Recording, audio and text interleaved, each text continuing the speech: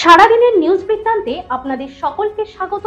সারাদিনের বাছাই করা খবরের আপডেট নিয়ে আমি সৌমি শুরু করছি আজকের বিশেষ খবর।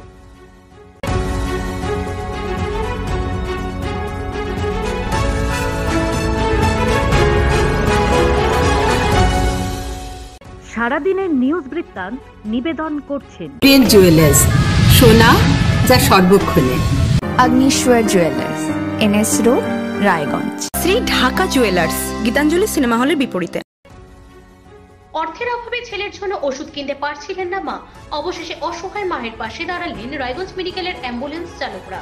রবিবার অ্যাম্বুলেন্স চালকরা টাকা তুলে ওষুধ কিনে দেন ইটাহারের কমলাই এলাকার বাসিন্দা সুশীলা ঘোষের হাতে। শুধু অ্যাম্বুলেন্স চালকই নয়, ওই মহিলার পাশে দাঁড়ান রায়গঞ্জের টাউন ওসি মৃত্যুঞ্জয় বিশ্বাস।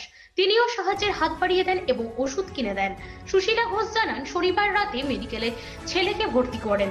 ছেলের রক্তবমি ও শ্বাসকষ্ট হচ্ছিল। ডাক্তার ওষুধ নিয়ে আসতে বললেও আমার কাছে টাকা ছিল না। এরপর আমি সাহায্যের আবেদন করি। অন্যদিকে ওই মহিলাকে সাহায্য করতে পেরে খুশি অ্যাম্বুলেন্স চালকরাও।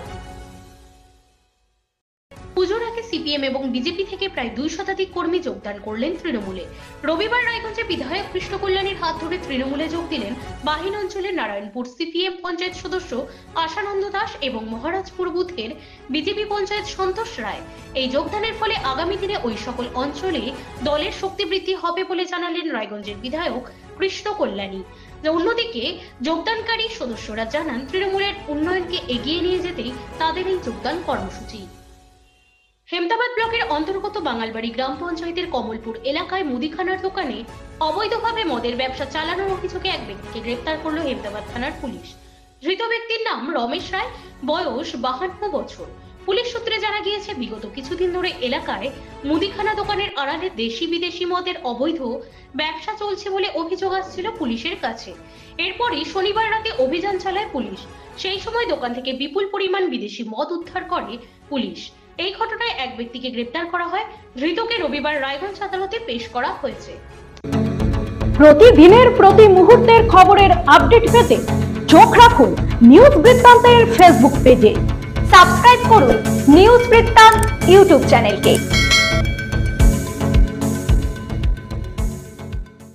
শারদীয়া উৎসব উপলক্ষে উত্তর দিনাজপুর প্রেস ক্লাবের উদ্যোগে বস্ত্র বিতরণ করা হলো। রবিবার সন্ধ্যায় 350 মানুষের হাতে শাড়ি তুলে দেওয়া হয় প্রেস ক্লাবের তরফ থেকে। এদিনের অনুষ্ঠানে অতিথি হিসেবে উপস্থিত ছিলেন রায়গঞ্জের বিধায়ক কৃষ্ণ কল্যাণী, রায়গঞ্জ পুরসভার পুর প্রশাসক সন্দীপ বিশ্বাস,